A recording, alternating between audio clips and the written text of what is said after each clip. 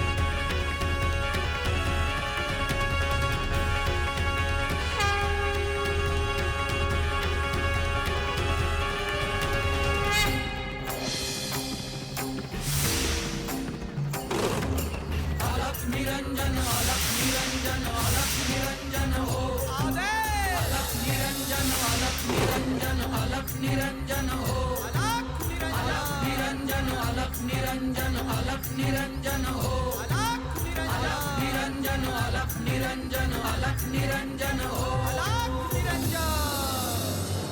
अरे यो भूत आहे भूत. अरे भूत आहे. पळा पळा पळा. जोरात घ्या. तुम्ही पळ.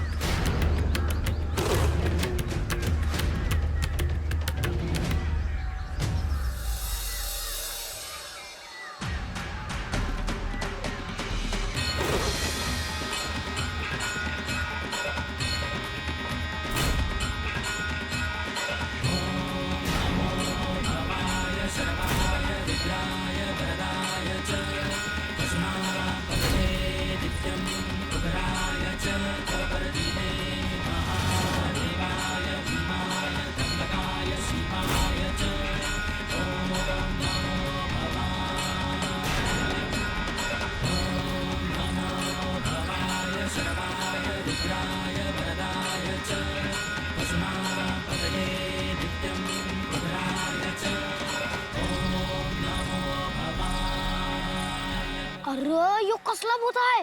अरे गोपीचा बा बोललेलं खरं झालं की र. मला तर लय भ्या वाटते. ते भूत आपल्याला खाऊन तर टाकणार नाही ना. अरे जास्त बोलू नका. त्याला समजलं की आपण इथं आहोत तर तिकडे पळत यायचा तो.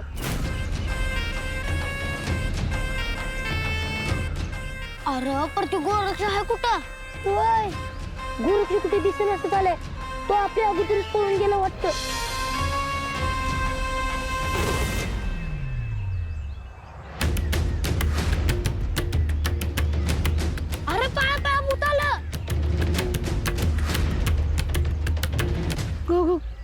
गुरुवर तुम्ही कुठे आहात. हे काय झाले मला समजलेच नाही. हा मुलगा कोण आहे.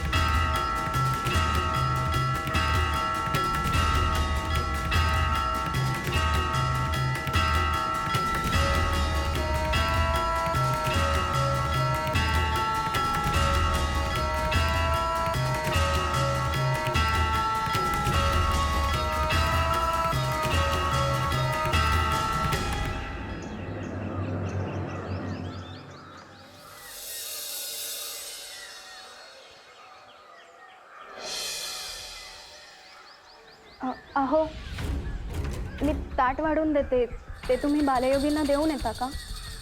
आपल्या घरातून जे पातक घडलंय ते भरून येणारे नाही. हो, पण आपल्या हातून जी चूक घडली आहे त्याचे प्रायश्चित्त घ्यायला नको का? हवं तर मी येते तुमच्यासोबत. मला असं वाटत नाही की ते आपल्या हातून भिक्षांना स्वीकारतील. अहो, पण आपण प्रयत्न करायला नको का? मी क्षमा मागेन त्यांची. हवं तर आपणच निमंत्रण द्यायचं आणि आपणच त्यांना विनमुख पाठवायचं. किती चुकीचं आहे हे. हे बघ, मलाही समजतंय, पण आता काही उपयोग नाही. मला आता असं वाटतंय की आईंची आज्ञा मोडून मी काहीतरी करायला हवं होतं. मग मला शिक्षा झाली असती तरी चाललं असतं. खरं तर मीही आईचा विचार करायला नको होता. मी आईंचा आणि मनुताईंचा मान राखला. रुक्मिणी, मनुताईला सासरी पाठवल्याशिवाय तुझा छळ कमी होणार नाही. अहो नाही, माझं तसं म्हणणं नाहीये. मी कितीही सहन करेन, परंतु ते बालयोगी गोरक्ष, त्यांचे गुरु, त्यांच्याविषयी खूप आदर आणि भक्तिभाव वाटतो.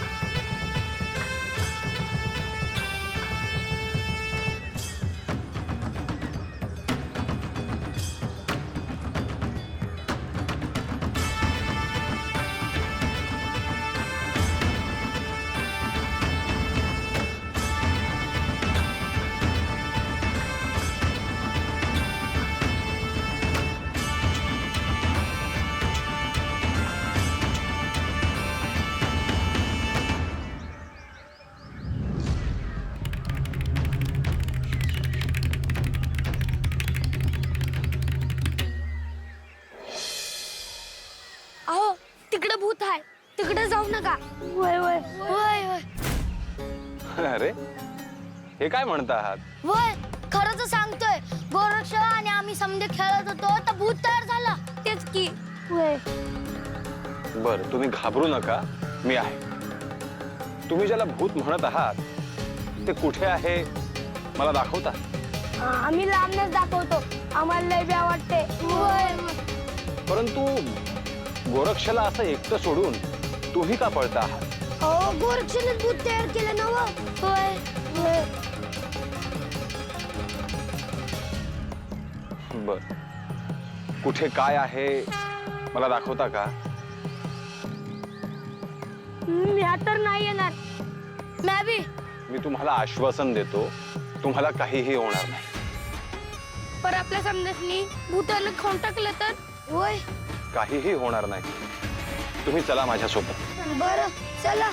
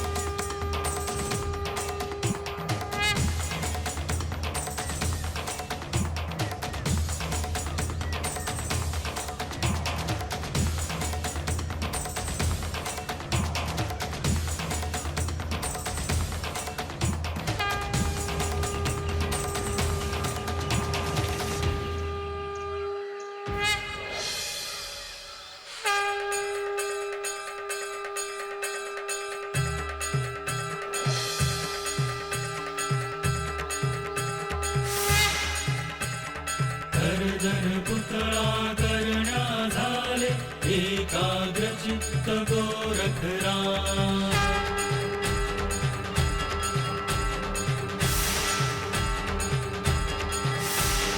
गर्दन पुतळा करण्या झाले एकाग्रचित्त गोरखनाथ संजीवनी मुखातून बोले संचरले गर्भाजन त्यात गहिनीया सिद्ध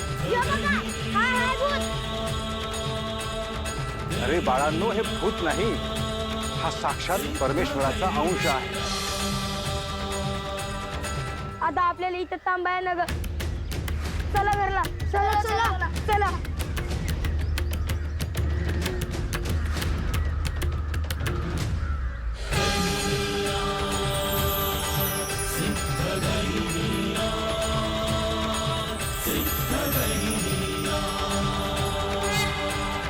गर्दन पुतळा करण्या झाले एकाग्रचित्त गोरखनाथ संजीवनी मुखातून बोले संचरले गर्भाजन त्यात गहिनीया सिद्ध गहिनीया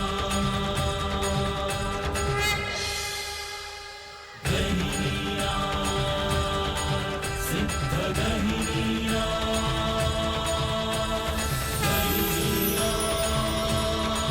सिद्ध गहिनीया. बाळा, रडू नको, मी आलो आहे ना. हे श्री दत्त महाराज, हे श्री महादेव, हे श्री नारायण.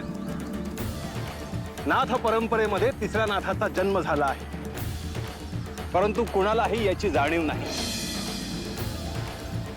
गोरक्ष गोरक्ष गोरक्ष गोरक्ष गोरक्ष गोरक्ष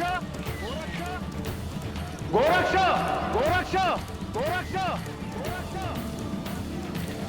आपण आता गोरक्षला शोधूयात.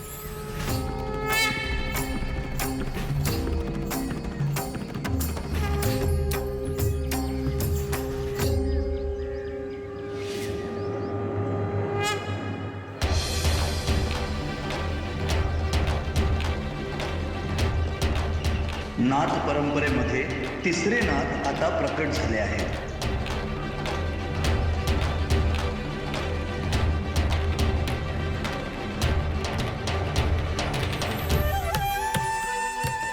संपूर्ण सृष्टीत चैतन्याचे वारे वाहते आहे. पृथ्वीवर सहस्त्र ध्वज फडकत आहे असा मला भास होतो आहे.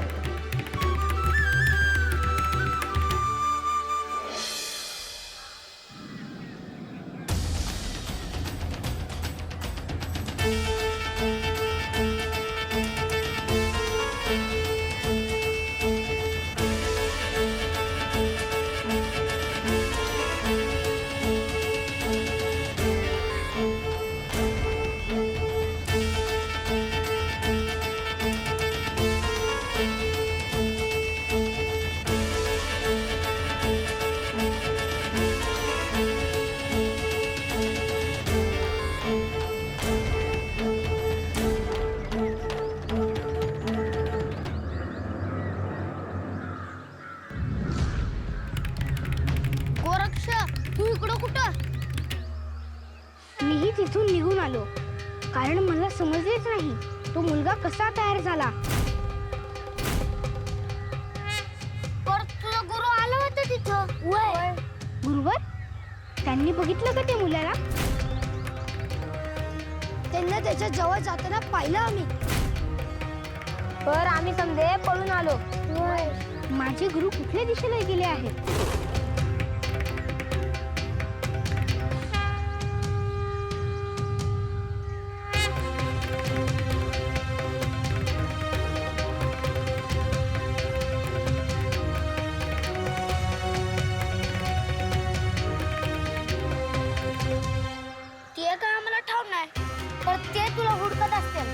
मी जातो त्यांना शोधायला.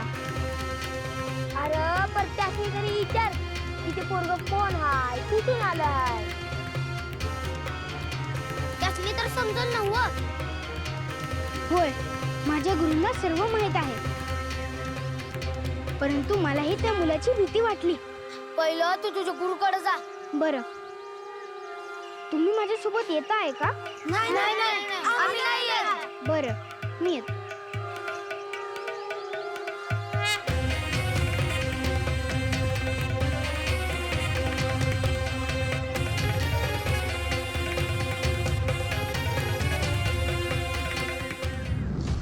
आता आपण घरला जाऊ बाबा समजे.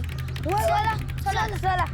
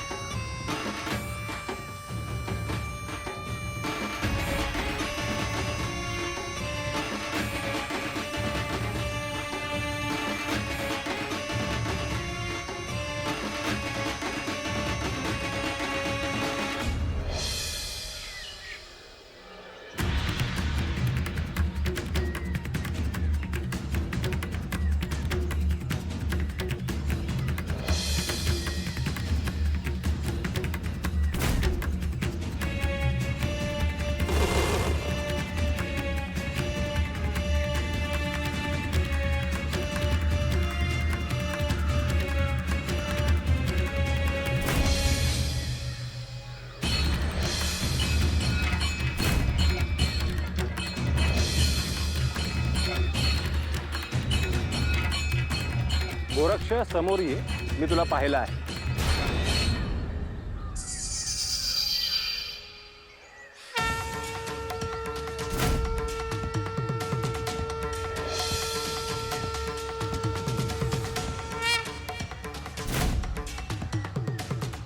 अरे घाबरू नकोस, ये इकडे.